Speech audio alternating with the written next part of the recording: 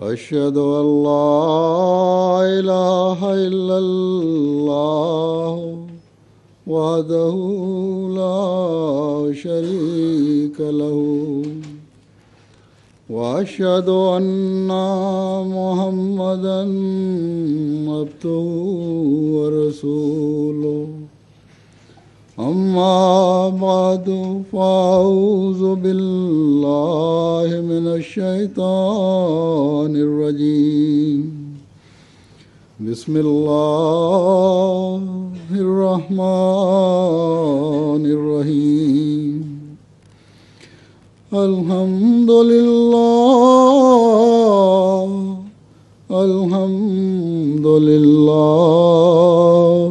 رب العالمين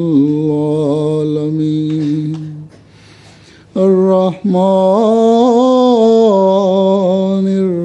الرحيم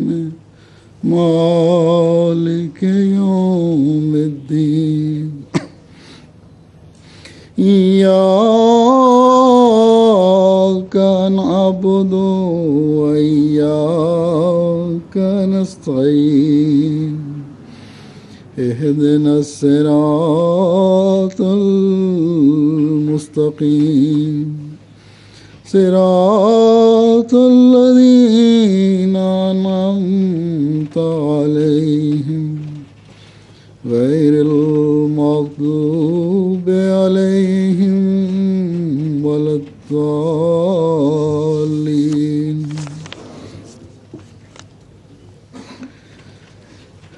آپ لوگ جو حضرت مسیح موعود سے بیعت کا دعویٰ کرتے ہیں، یہ اعلان کرتے ہیں کہ ہم ہی ہیں جنہوں نے حضرت اقدس محمد رسول اللہ صلی اللہ علیہ وسلم کے لائے ہوئے دین کو صحیح طور پر حضرت مسیح موعود علیہ السلام کے ذریعے سے سمجھا ہے۔ ہم ہیں جنہوں نے اب اس تعلیم کو اپنی زندگیوں پر بھی لاگو کرنا ہے اور دنیا کو بھی اس کے حسن اور خوبصورتی سے آگاہ کرنا ہے۔ دنیا کو بھی بتانا ہے کہ اے دنیا والو سن لو کہ اگر تم اپنی بقا چاہتے ہو، اپنی دنیا و آخرت سنوارنا چاہتے ہو، اس دنیا کو بھی جنت بنانا چاہتے ہو اور مرنے کے بعد بھی اللہ تعالیٰ کے وعدے کے مطابق ہمیشہ کی جنتوں کے وارث بننا چاہتے ہو، تو آؤ اور اس زمانے کے امام کو پہچانو، مسیح الزمان کو پہچانو اور اس کو مانو۔ تمہاری بچت اب مسیح محمدی کے ماننے میں ہی ہے۔ تو یہاں جب اب یہ دعویٰ کر کے اٹھیں گے اور لوگوں کو بتائیں گے تو بہت سے سوال لوگ کریں گے آپ سے۔ آپ کے عمل کو دیکھا جائے گا، یہ کہ عمل کیسے ہیں، کیا وہ اسلام بتانا چاہتے ہیں، ہمیں دکھانا چاہتے ہیں یا ہم سے منوانا چاہتے ہیں، جس کے بارے میں یہ تاثر دنیا میں پیدا ہو گیا ہے کہ سوائے ظلم اور تشدد کے کچھ نہیں، یا کچھ اور۔ یہ قوم ایسی ہے، انہوں نے، ان کے آباء و اجداد تھے، ان میں بہت سے مسلمان تھے، اس علاقے میں شاید اکثریت مسلمانوں کی ہو۔ یہ لوگ کہیں گے کہ پہلے مسلمان بھی آئے تھے اور ہمارے آباء و اجداد کو مسلمان بنا کر پھر ظلم کی گود میں ڈال کر چلے گئے۔ تم بھی یہی کام دوبارہ دہرانا چاہتے ہو۔ آپ جانتے ہیں سب کہ یہ ملک ایسا ہے جہاں تقریباً 600-700 سال تک مسلمان حکومت کرتے رہے، اور عموماً بڑا لمبا عرصہ بڑے عدل و انصاف سے حکومت کی، علم کو فروغ دیا اور ایسی یونیورسٹیاں بنائیں جو ایک لمبے عرصے تک یورپ کے لیے علم حاصل کرنے اور پھیلانے کا ذریعہ بنی رہیں۔ رعایا کے لیے علاج کی سہولتوں کے لیے اسپتال بنائے گئے جن کا مسلمان حکومتوں سے پہلے تصور بھی نہیں تھا۔ اس زمانے میں تو آنے سے پہلے رعایا تو پسی ہوئی تھی، مجبور تھی، غلاموں کی طرح زندگی گزار رہی تھی۔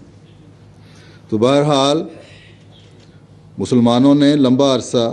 حکومت کے تقاضوں کو پورا کرتے ہوئے حکومت کی۔ یہ علاقہ جس میں ہماری مسجد ہے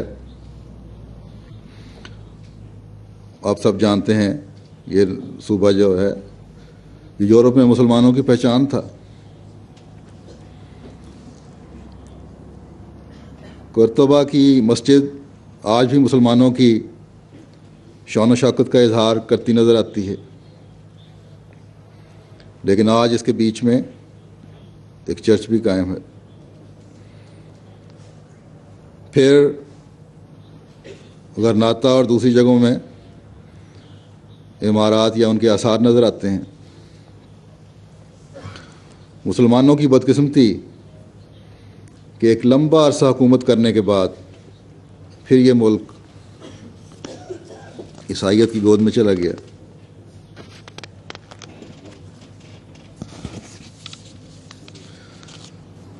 مسلمانوں نے خود پھینک دیا، میں کہتا ہوں، جن لوگوں نے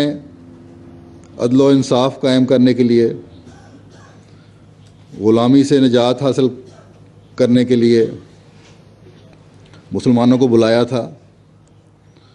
انہیں پھر انہی ظلموں میں پسنے کے لیے چھوڑ دیا گیا، اور پھر ایک اکثریت جو مسلمان ہو چکی تھی ان کو بھی ظلم کے ایک سیاہ دور میں پھینک دیا گیا۔ مسلمان حکومتیں بھی مسلمانوں کی حفاظت نہ کر سکیں اور مسلمانوں کے خون کی ندیاں بہائی گئیں بعض جگہوں پہ۔ کبھی سوچا ہے آپ نے کہ یہ آفتیں اور یہ ذلت مسلمانوں پر کیوں نازل ہوئیں؟ اس لیے کہ جس مقصد کے لیے مسلمان اسپین میں داخل ہوئے تھے، بعد کے بادشاہوں نے اس مقصد کو بھلا دیا۔ آپس کی لڑائیاں اور پھوٹ اور سازشیں اور حکومت کی ہوس نے ان کو اندھا کر دیا۔ دنیا داری زیادہ غالب آ گئی، جس سے یہ بادشاہ خود بھی برباد ہو گئے اور مسلمان رعایا کا بھی خون کروایا۔ یقیناً یہ الہی احکامات سے غفلت اور شرک تھا جس کی اللہ تعالیٰ نے اتنی سخت سزا دی۔ ابن خلدون اس بارے میں لکھتے ہیں کہ مسلمانوں پر یہ آفتیں صرف اس وجہ سے نازل ہوئیں کہ انہوں نے قرآن مجید سے کوئی تعلق نہ رکھا تھا، ارشادات نبی کو پس پش ڈال دیا تھا، اللہ کا خوف دلوں سے جاتا رہا تھا۔ اس کا لازمی نتیجہ یہ ہوا کہ ان میں خود غرضی آ گئی، ہمدردی اور اخوت اسلامی جاتی رہی،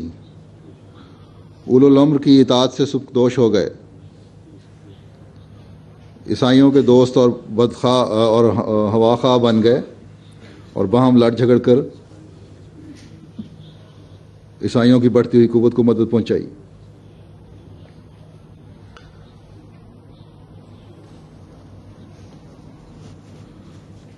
تو ظاہر ہے جب اللہ تعالیٰ کے نام پر حکومت کا دعویٰ کرنے والے یا کوئی بھی کام کرنے والے اللہ تعالیٰ کے واضح حکموں کی خلاف ورزی کریں گے تو اللہ تعالیٰ تو اپنے نام کی بڑی غیرت رکھتا ہے، یقیناً پھر یہی انجام ہونا تھا۔ لیکن آپ جیسا کہ آپ جانتے ہیں، آج میں نے کہا کہ مسیح محمدی کی تعلیم پر عمل کرنے کا دعویٰ کرنے والے جو ہیں احمدی، جن کو یہاں آ کر آباد ہونے کی توفیق اللہ تعالیٰ نے عطا فرمائی۔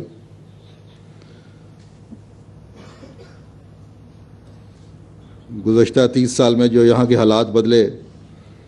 ہمیں ان حکومتوں کا بھی شکر گزار ہونا چاہیے کہ باوجود عیسائی حکومتیں ہونے کے انہوں نے مذہبی آزادی دی،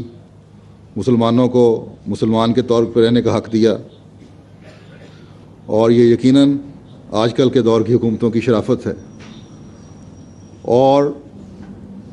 ہمیں اس بات پر ان کا شکر گزار ہونا چاہیے۔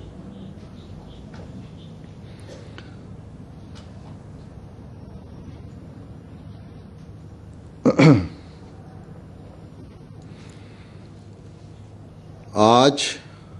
آپ لوگ جو یہاں اسپین میں اکٹھے ہوئے ہیں، آپ کو یہاں آنے کا موقع ملا ہے، آپ کا کام ہے کہ اس کھوئی ہوئی میراث کو دوبارہ حاصل کر کے حضرت محمد مصطفیٰ صلی اللہ علیہ وسلم کے قدموں تلے لے آئیں۔ پہلے آنے والوں کے ساتھ یہ وعدہ نہیں تھا کہ ان کی عظمت ہمیشہ قائم رہے گی، بلکہ دین سے دور چلے جانے کی خبر تھی، لیکن مسیح محمدی کی جماعت کے لیے تا قیامت قائم رہنے، بڑھنے، پھولنے اور پھلنے کی خبر ہے، اور یقیناً اس جماعت نے دنیا پر غالب آنا ہے انشاءاللہ تعالی، لیکن لوہے کی تلوار چلا کر نہیں، بندوقوں اور توپ کے گولے چلا کر نہیں، بلکہ پیار اور محبت کے تیر چلا کر، اپنے اندر پاک تبدیلیاں پیدا کر کے، اپنی باتوں کے معیار بلند کر کے، اپنی راتوں کو اس کے حضور جھکتے ہوئے، گڑ گڑاتے ہوئے، دعائیں کرتے ہوئے گزار کر ہر انسان کا حق ادا کرتے ہوئے، چاہے وہ احمدی ہے، چاہے وہ مسلمان ہے، چاہے وہ عیسائی ہے یا کسی مذہب کا ہے، ہر احمدی کا فرض ہے کہ ہر انسان کا حق ادا کرے۔ یاد رکھیں، یہ ہتھیار ایسے ہیں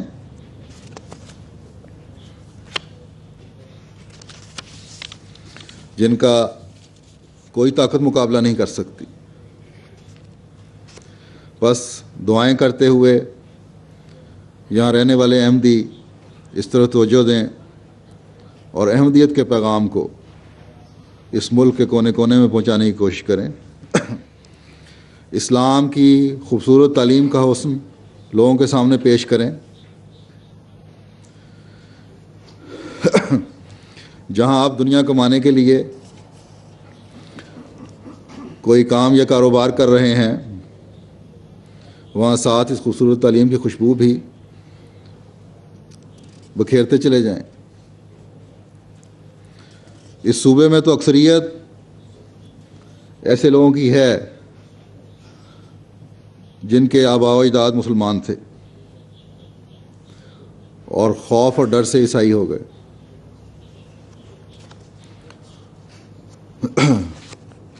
اور یہ خوف اور ڈر کئی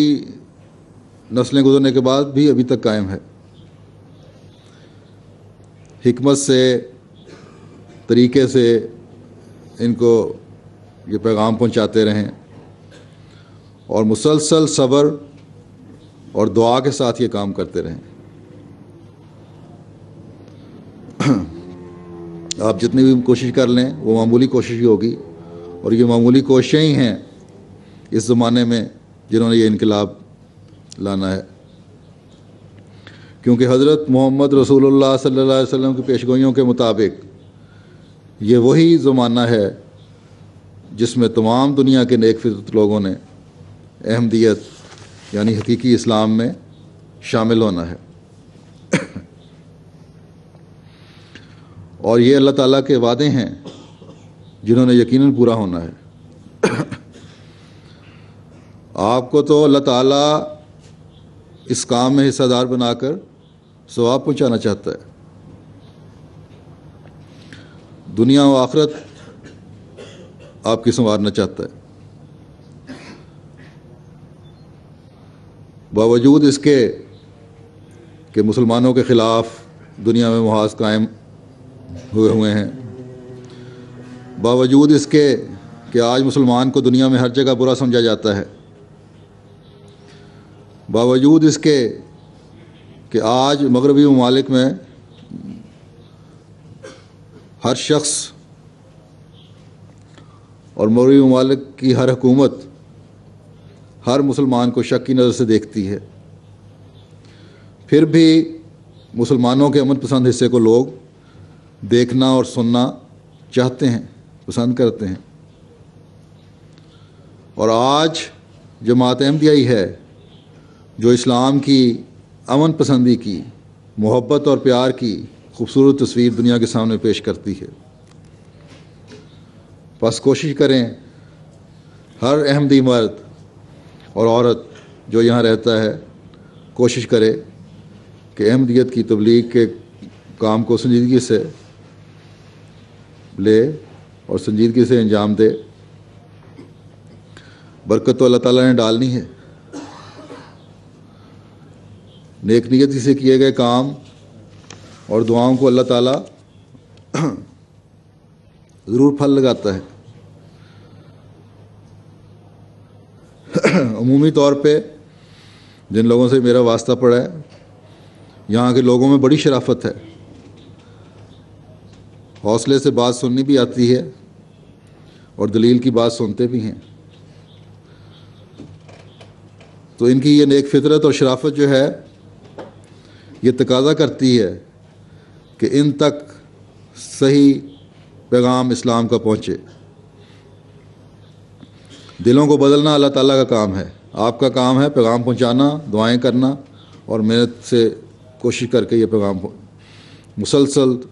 صبر سے پہنچاتے چلے جانا۔ اس علاقے میں جماعت احمدیہ کو مسجد بنانے کا موقع ملنا بھی الہی تقدیر کے ماتحت ہے۔ حضرت خلیفۃ المسیح ثالث رحمہ اللہ تعالیٰ نے جب اس مسجد کی بنیاد رکھی تھی تو فرمایا تھا کہ اس جگہ کا انتخاب نہ کرم اللہ ظفر صاحب نے کیا ہے نہ میں نے، بلکہ اس جگہ کا انتخاب خدا تعالیٰ نے خود کیا ہے اور اپنا گھر بنانے کے لیے اس خطۂ زمین کو چنا ہے۔ انشاءاللہ تعالیٰ اللہ تعالیٰ کا وعدہ پورا ہوگا اور اس سرزمین پر ایک دن اسلام اور احمدیت کا سورج طلوع ہونے کا دن چڑھے گا۔ اللہ تعالیٰ نے الہاماً بھی آپ کو یہ خوشخبری دی تھی۔ بس یہ جگہ جہاں ہماری مسجد ہے اور جہاں ہم آج جلسہ کر رہے ہیں یہ اللہ تعالیٰ کی خاص رحمت سے عطا ہوئی ہے، اس لیے کوئی یہ نہ سمجھ لے کہ ایک چھوٹے سے گاؤں میں ایک ٹیلے پر مسجد بنا دی ہے جس کی اس ملک کے رہنے والوں کو بھی خبر نہیں ہے، وہ بھی نہیں جانتے کہ یہاں کوئی مسجد بھی ہے کہ نہیں۔ انشاءاللہ تعالیٰ اس جگہ کو لوگ جانیں گے۔ یہاں سے 35-36 کلومیٹر کے فاصلے پر شاید اتنا ہی ہے مسجد قرطبہ تو ہے جو اپنی عظمت رفتہ کے نشان بتا رہی ہے، دکھا رہی ہے، جس میں اس وقت ایک گرجا بھی بنا ہوا ہے۔ لیکن الہی وعدوں کے مطابق اس مسجد پیدر و آباد نے انشاءاللہ تعالی رہتی دنیا تک قائم رہنا ہے۔ ایک وقت آئے گا کہ بڑی بڑی عظیم الشان اور مسجدیں بھی جماعت احمدیہ کو بنانے کی یہاں اس ملک میں توفیق ملے گی،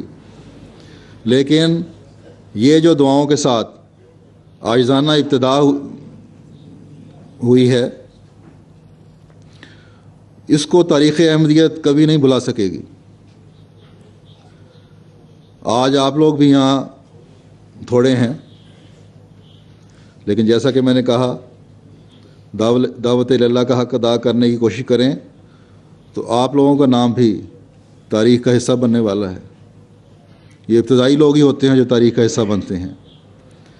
ایک تاریخ تو ایک احمدی مجاہد اور شہید بھی میں کہوں گا نے یہاں اپنی زندگی گزار کر بنائی تھی، مولانا کرم اللہ صاحب ظفر نے، جنہوں نے خود بھی اور ان کے بیوی بچوں نے بھی قربانی کی اور بہت قربانی کی، لیکن اس وقت حالات ایسے نہیں تھے جو آج ہیں۔ حکومت کا تعاون ایسا نہیں تھا جو آج ہے۔ لوگوں کا خوف اور ڈر اس حد تک کم نہیں ہوا تھا جس طرح آج ہے، بلکہ ہر ایک خوفزدہ تھا۔ لیکن اس شخص نے ان نامساعد حالات میں بھی کوشش کی اور کرتے رہے۔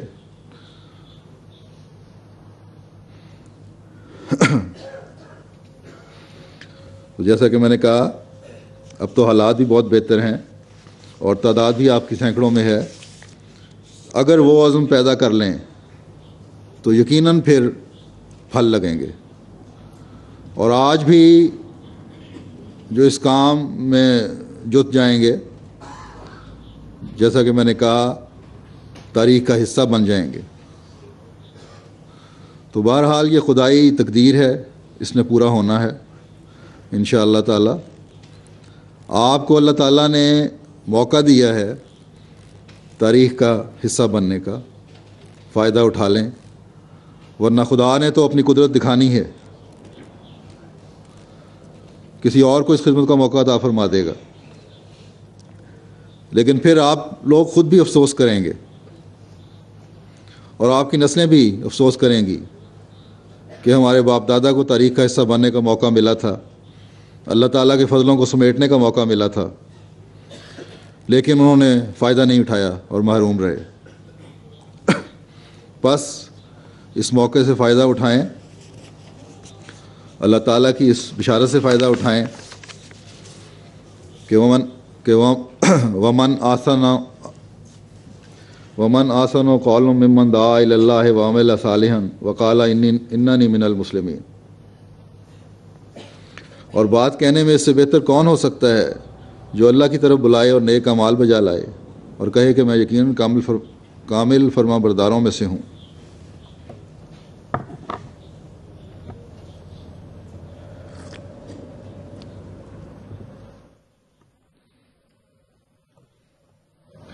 تو یہ خوشخبری ہے ان لوگوں کے لیے جو دعوت اللہ کرتے ہیں، یہ تعریفی کلمات ہیں خدا تعالیٰ کے ان لوگوں کے لیے جو اللہ کا پیغام لوگوں تک پہنچاتے ہیں،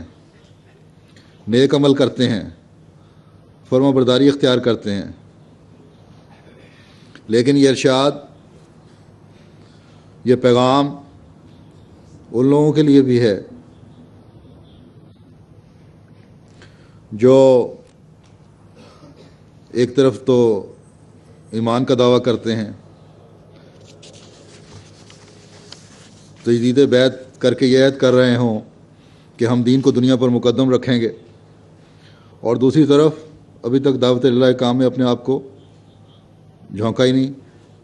اس میں شامل ہی نہیں ہوئے۔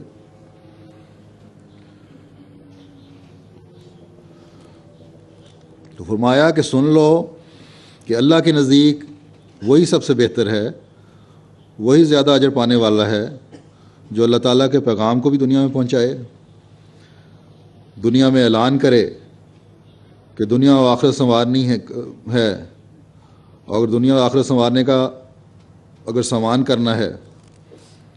تو حضرت محمد رسول اللہ صلی اللہ علیہ وسلم کے جھنڈے تلے جمع ہو جاؤ۔ پس اس پیغام کے ساتھ ساتھ فرمایا کہ اپنے اعمال بھی درست کرو، اللہ تعالیٰ کے جو حکم ہیں، جتنے احکام ہیں، ان کی پابندی کرو، تو تب ہی تم اللہ تعالیٰ کے نزدیک بہترین وجود کہلا سکتے ہو۔ تو بہترین وجود بننے کے لیے، اللہ تعالیٰ کا پسندیدہ بننے کے لیے، ایک تو دعوت اللہ کرنی ہوگی، دوسرے اپنے اعمال درست کرنے ہوں گے۔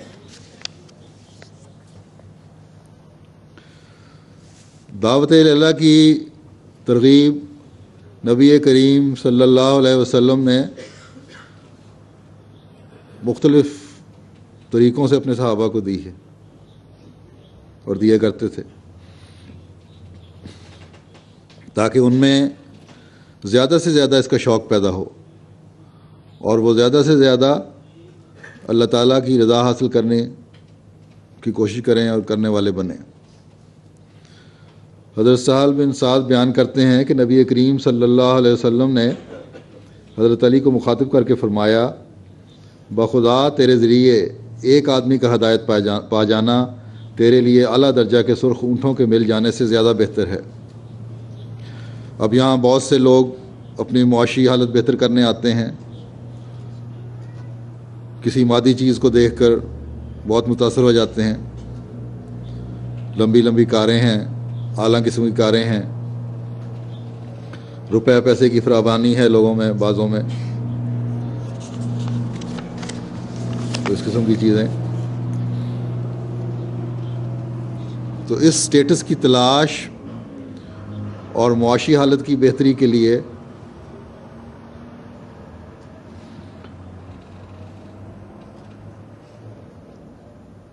انسان ہر زمانے میں کوشش کرتا رہا ہے، اور یہی انسانی نفسیات جانتے ہوئے حضرت صلی اللہ علیہ وسلم نے فرمایا کہ تم سمجھتے ہو کہ سرخ اونٹ جو اس زمانے میں عمارت کی نشانی سمجھا جاتا تھا، اور پھر جس کے پاس 100 اونٹ ہوں اس کے امیر ہونے کا تو کوئی حساب ہی نہیں ہوتا تھا، تو یہ سمجھتے ہو کہ یہ 100 سرخ اونٹ تمہارے مقام کو بلند کرنے والے ہیں، تمہارے امیر ہونے کی نشانی ہے؟ تو سنو کہ یہ تمہاری غلط فہمی ہے۔ ان 100 سرخ اونٹوں کی اس کے مقابلے میں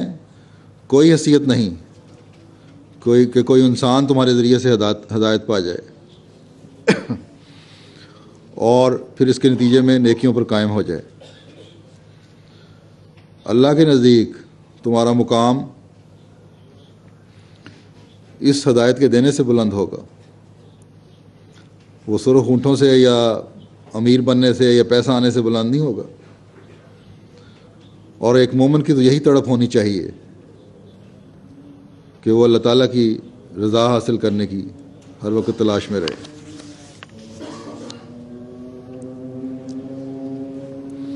پھر ایک روایت میں آتا ہے، حضرت ابو ہریرہ بیان کرتے ہیں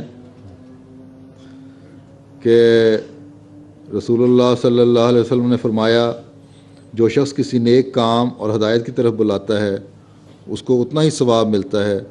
جتنا ثواب اس بات پر عمل کرنے والے کو ملتا ہے، اور ان کے ثواب میں سے کچھ بھی کم نہیں ہوتا، اور جو شخص کسی کو گمراہی اور برائی کی طرف بلاتا ہے اس کو بھی اسی قدر گناہ ہوتا ہے جس قدر کہ اس برائی کرنے والے کو ہوتا ہے، اور اس کے گناہوں میں کوئی کمی نہیں آتی۔ بس یہ دعوت اللہ آپ کی نیکیوں میں اضافے کا بھی باعث بنتی رہے گی، اور یہی چیز ہے جو اللہ تعالیٰ کے فضل کو سمیٹنے والی ہے، اور اس سے آپ کے اموال و نفوس میں بھی انتہا برکت پیدا ہوگی۔ بس اللہ اور رسول کے ارشادات پر عمل کرتے ہوئے جہاں جہاں بھی آپ ہیں وہاں حکمت اور دانائی کے ساتھ لوگوں کو اسلام کی خوبصورت تعلیم کی دعوت دیتے رہیں، اللہ تعالیٰ کی بندگی اختیار کرنے کی دعوت دیں۔ جن علاقوں میں مسلمان زیادہ تھے اور پھر وہ جیسا کہ میں نے کہا کسی خوف کے مارے عیسائی ہو گئے، ایک لمبا عرصہ جبر کے تحت عیسائیت میں رہے، اب ان کو آزادی ہے، حکومت کی طرف سے کوئی پابندی نہیں ہے۔ ان کو سمجھائیں کہ تمہارے آباء و اجداد نے کسی جبر کے تحت اسلام قبول نہیں کیا تھا، بلکہ اس کی خوبصورت تعلیم کو دیکھ کر اسلام قبول کیا تھا۔ تمہارے آباء و اجداد میں سے پیدائشی مسلمان بھی تھے، جب سے انہیں عیسائی بنایا گیا، اور اب بھی بہت سے خاندان ایسے ہیں جو کہتے ہیں کہ ہمارے آباء و اجداد ظاہراً عیسائی ہو گئے تھے، لیکن دل سے مسلمان تھے، اور انہوں نے راز کی صورت میں اپنی نسلوں کے سینوں میں یہ بات رکھی ہے، تو انہیں بتائیں کہ یہ خوبصورت تعلیم ہے۔ بہرحال مستقل مزاجی سے یہ کام کرنا ہوگا، رابطے بڑھانے ہوں گے، اپنے نمونے ظاہر کرنے ہوں گے،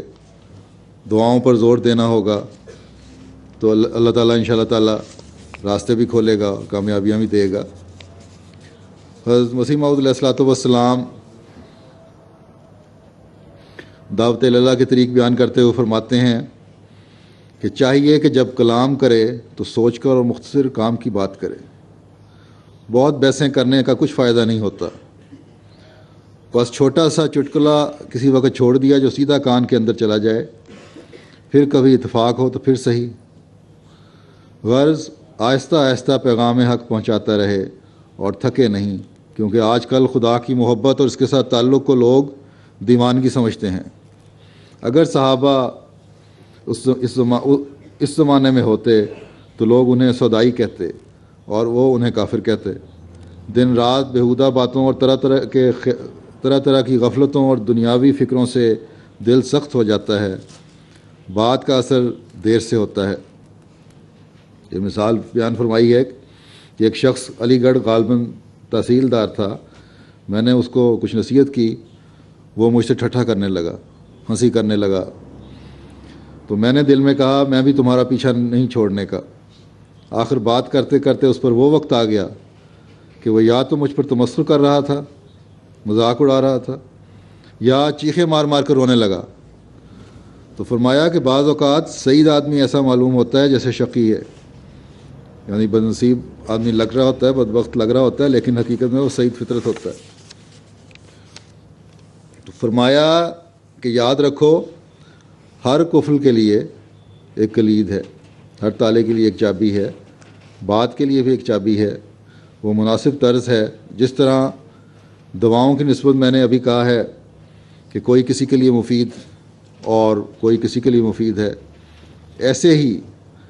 ہر ایک بات ایک خاص پیرائے میں خاص شخص کے لیے مفید ہو سکتی ہے۔ یہ نہیں کہ سب سے یکساں بات کی جائے۔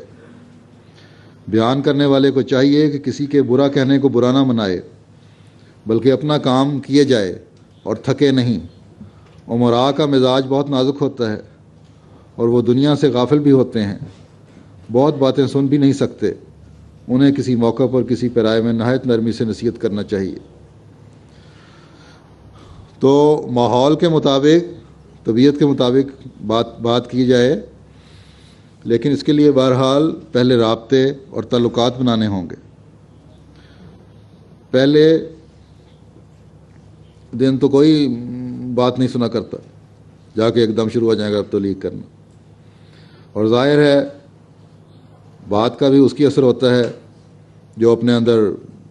نیک خیالات رکھتا ہو، نیکیوں پر عمل کرنے والا ہو، تو یہ چیزیں بھی اپنے اندر پیدا کرنی ہوں گی۔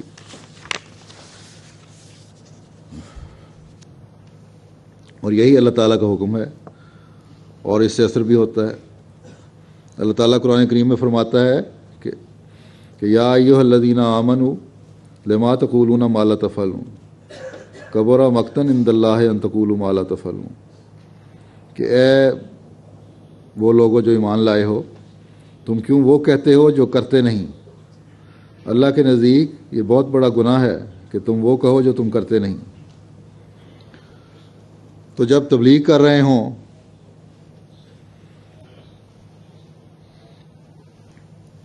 دوسرے کو ایک خدا کی طرف بلا رہے ہوں، اللہ تعالیٰ کے حکموں کی تفصیل بتا رہے ہوں، عبادت کے طریقے بتا رہے ہوں، اللہ تعالیٰ کی مخلوق کے حق ادا کرنے کی تفصیل بتا رہے ہوں، لیکن ایک لمبے عرصے کے تعلق اور رابطے کے بعد زیر تبلیغ شخص جو بھی ہے آپ کے عمل کو دیکھے تو بالکل اس کا الٹ نظر آئے، تو ایسی تبلیغ کا تو کوئی اثر نہیں ہوگا، بلکہ اللہ تعالیٰ کے نزدیک تو یہ گناہ ہے۔ اس لیے اپنے اندر بھی پاک تبدیلیاں پیدا کرنی ہوں گی، خود بھی اعمال صالح بجا لانے ہوں گے، خود بھی کامل فرمانبرداری کے نمونے دکھانے ہوں گے۔ حضرت اقدس مسیح موعود علیہ الصلوۃ والسلام فرماتے ہیں کہ اسلام کی حفاظت اور سچائی کے ظاہر کرنے کے لیے سب سے اول تو وہ پہلو ہے کہ تم سچے مسلمانوں کا نمونہ بن کر دکھاؤ، اور دوسرا پہلو یہ ہے کہ اس کی خوبیوں اور کمالات کو دنیا میں پھیلاؤ۔ تو یہ سچے نمونے پہلے قائم کرنے ہوں گے۔ اب یہ سچے نمونے کیا ہیں؟ یہ قرآن کریم کے ان نمونوں کے ارشادات سے بھرا پڑا ہے، جس میں اللہ کے حقوق ادا کرنے کی بھی تفصیل ہے اور بندوں کے حقوق ادا کرنے کی بھی تفصیل ہے۔ پس عمل صالح کرنے والے اور سچے مسلمان کا نمونہ بننے والے وہی لوگ ہیں جو اللہ کے حقوق ادا کرنے کے ساتھ ساتھ بندوں کے حقوق بھی ادا کرتے ہیں، ایک دوسرے سے محبت کرتے ہیں۔ ایک روایت میں آتا ہے، حضرت عامر کہتے ہیں کہ میں نے نعمان بن بشیر کو یہ کہتے سنا ہے کہ رسول اللہ صلی اللہ علیہ وسلم نے فرمایا، تو مومنوں کو ان کے آپس کے رحم، محبت اور شفقت کرنے میں ایک جسم کی طرح دیکھے گا۔ جب جسم کا ایک عضو بھی بیمار ہوتا ہے تو اس کا سارا جسم اس کے لیے بے خوابی اور بخار میں مبتلا رہتا ہے۔ بس یہ نمونہ جماعت میں ہر جگہ نظر آنا چاہیے۔ آپس میں رحم، محبت اور شفقت کو رواج دیں۔ کوئی برادری نہیں ہے، کوئی قریبی عزیز نہیں، کوئی رشتہ داری نہیں جس سے جتھا بنایا ہوا ظاہر ہو، بلکہ ایک رشتہ ہونا چاہیے اور وہ احمدیت کا رشتہ ہے۔ اور اس ناطے سے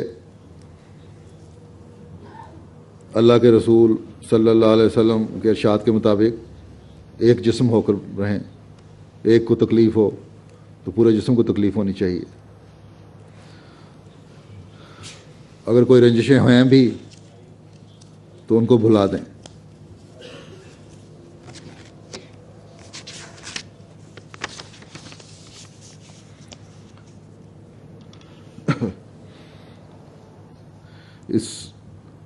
اس طرح کرنے سے آپ کے ذاتی معاملات میں برکت پڑے گی اور جماعتی طور پر بھی آپ دیکھیں گے کہ پہلے سے بڑھ کر مضبوطی پیدا ہو گئی ہے اور برکت پڑ رہی ہے۔ ایک روایت میں آتا ہے، حضرت ابن عمر رضی اللہ عنہما سے روایت ہے کہ حضور صلی اللہ علیہ وسلم نے فرمایا، مسلمان کا بھائی ہے، وہ اس پر ظلم نہیں کرتا اور نہ ہی اسے یکا و تنہا چھوڑتا ہے۔ جو شخص اپنے بھائی کی حاجت روی میں لگا رہتا ہے، اللہ تعالیٰ اس کی حاجات پوری کرتا جاتا ہے، اور جس نے کسی مسلمان کی کوئی تکلیف دور کی، اللہ تعالیٰ قیامت کے دن کے مصائب میں سے ایک مصیبت اس سے کم کر دے گا، اور جو کسی مسلمان کی ستاری کرتا ہے، اللہ تعالیٰ قیامت کے روز اس کی ستاری فرمائے گا۔ بس ہر احمدی کا فرض ہے کہ بجائے اس کے کہ ایک دوسرے کے نقائص تلاش کرتے جائیں، ایک دوسرے کی ضرورتوں کو پس پشت ڈال کر صرف اپنی ضرورت کا بھی خیال رکھا جائے۔ کسی کو مشکل میں گرفتار دیکھ کر بجائے اس کی مدد کے لیے آگے بڑھنے کے اس کو مزید تنگ کرنے کی کوشش کی جائے، تو یہ وہ نمونے نہیں جو سچے مسلمان کے نمونے ہیں، حضرت مسیح موعود کے ماننے والوں کے نمونے نہیں ہیں۔ بس اگر اس حدیث کے مطابق ایک دوسرے کا خیال رکھتے رہے، مشکل میں کام آتے رہے، ستاری کرتے رہے، تو ترقیات کے دروازے کھلے ہیں۔ حسد اور ایک دوسرے کو نیچا دکھانے اور تکلیف پہنچانے کی وجہ سے ہی یہاں پہلے مسلمانوں کا زوال ہوا تھا۔ تاریخ پڑھ لیں، اس حسد کی وجہ سے اور ایک دوسرے کو تکلیف پہنچانے کی وجہ سے، ہر معاملے میں دوسرے کی ٹانگ کھینچنے کی وجہ سے یہ زوال تھا۔ اب خدا نہیں چاہتا کہ وہ تاریخ دوبارہ دہرائی جائے، اس لیے اب جو ایسی حرکتیں کرے گا وہ خود ہی کاٹا جائے گا۔ بس ہر احمدی استغفار کرتے ہوئے اپنی مصیبت کو کم کرنے کے لیے، خدا تعالیٰ سے ستاری چاہنے کے لیے ایک دوسرے سے نیک سلوک کرے، آپس کی رنجشوں کو دور کر دیں، بدظنیوں کو دور کریں۔ ذرا ذرا سی بات پر بدظنیاں پیدا ہو جاتی ہیں کہ فلاں نے یہ کہا، فلاں نے وہ کہا، چھوٹی سی بات ہوتی ہے، فلاں کے بچوں کو سفر میں ساتھ جانے کی اجازت مل گئی، میرے فلاں کے بچے کو نہیں ملی۔ تو یہ چھوٹی چھوٹی باتیں ہیں، ان کو کبھی ذہن میں نہیں لانا چاہیے۔ اور یہ بدظنیاں جو ہیں یہ بھی جماعت میں بگاڑ پیدا کرتی ہیں۔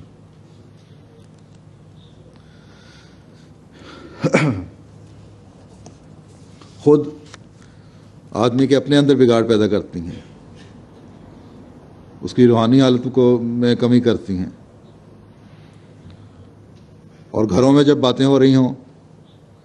تو بچوں کی بھی ویسی سوچ ہو جاتی ہے، بچے بھی اس طرح ہی سوچنا شروع کر دیتے ہیں۔ اس لیے بدظنیوں سے بچیں، آپس میں محبت اور پیار پیدا کریں، کامل فرمانبردار بنتے ہوئے، نیک اعمال بجا لاتے ہوئے، ایک دوسرے کا خیال رکھتے ہوئے، اللہ تعالیٰ کے آگے جھکتے ہوئے اس کے پیغام کو دنیا میں پھیلائیں کہ اللہ تعالیٰ کے فضلوں کا اس کی وجہ سے وارث ٹھہریں۔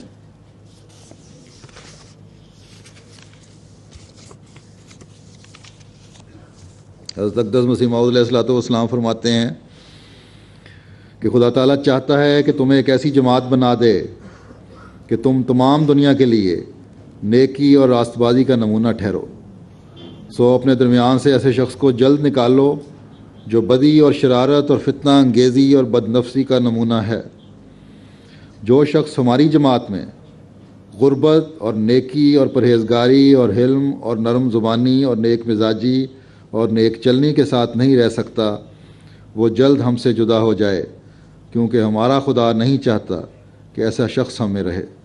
اور یقیناً وہ بدبختی سے مرے گا کیونکہ اس نے نیک راہ کو اختیار نہ کیا۔ سو تم ہوشیار ہو جاؤ اور واقعی نیک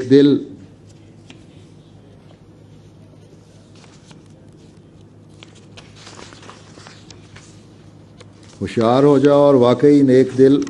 اور غریب مزاج اور راست باز بن جاؤ۔ تم 5 وقتہ نماز اور اخلاقی حالت سے شناخت کیے جاؤ گے،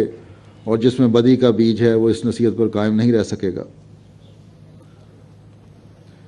فرمایا کہ ابھی میں نے چند ایسے آدمیوں کی شکایت سنی تھی کہ وہ 5 وقت نماز میں حاضر نہیں ہوتے تھے، اور بعض ایسے تھے کہ ان کی مجلسوں میں ٹھٹھے اور ہنسی اور حقہ نوشی اور فضول گوئی کا شغل رہتا تھا، اور بعض کی نسبت شک کیا گیا تھا کہ وہ پرہیزگاری کے پاک اصول پر قائم نہیں ہیں۔ اس لیے میں نے بلا توقف ان سب کو یہاں سے نکال دیا ہے۔ تو یہ اخراج جو ہے جماعت سے ہی اس زمانے سے چل رہا ہے۔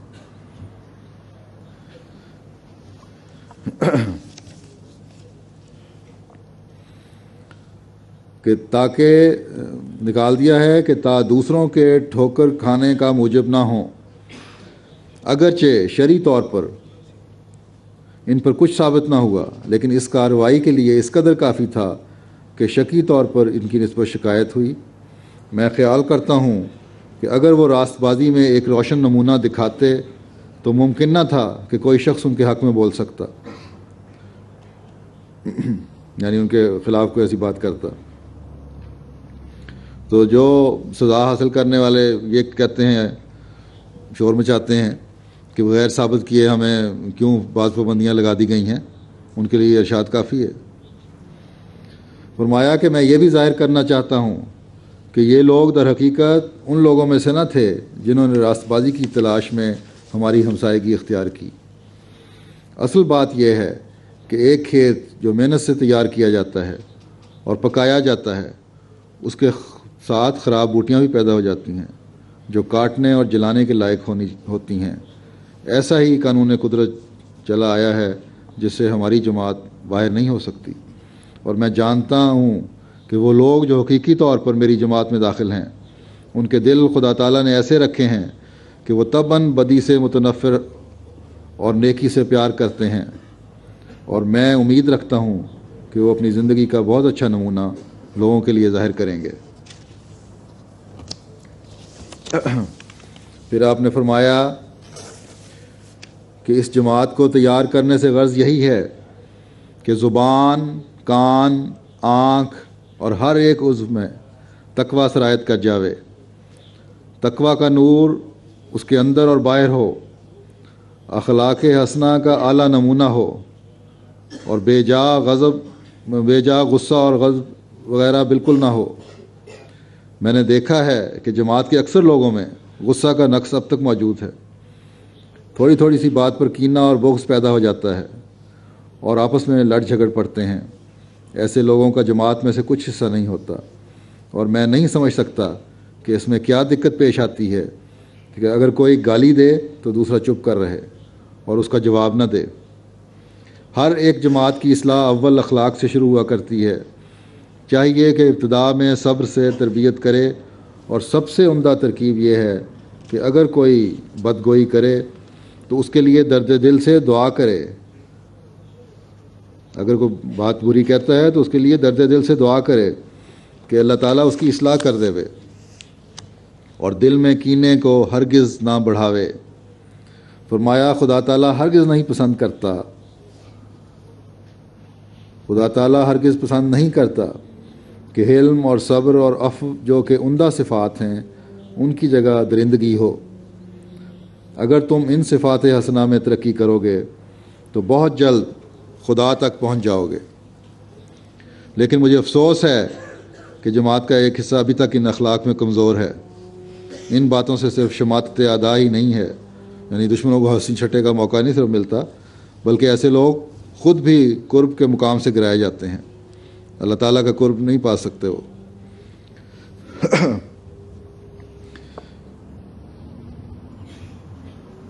اللہ تعالیٰ سب کو توفیق دے کہ وہ ان نصائح پر عمل کرتے ہوئے اپنی زندگیوں کو ڈھالیں، اور اس جلسے میں جو پاک تبدیلیاں پیدا کرنے کی کوشش کی ہے جن لوگوں نے، اس کو اپنی زندگیوں کا حصہ بنا لیں، تاکہ حضرت مسیح موعود علیہ الصلوۃ والسلام کی دعاؤں کے وارث بھی ٹھہریں اور اللہ تعالیٰ کی رضا حاصل کرنے والے بھی ہوں۔ اللہ تعالیٰ سب کو اس کی توفیق عطا فرمائے۔ اب دعا کر لیتے ہیں۔ کتنی حاضری ہے آپ کی؟ گزشتہ سال کتنی تھی؟ اچھا، اس میں سے 200 سے زائد تو شاید باہر سے آئے ہوئے ہیں، 440 حاضری ہے۔ اچھا، دعا کر لیں۔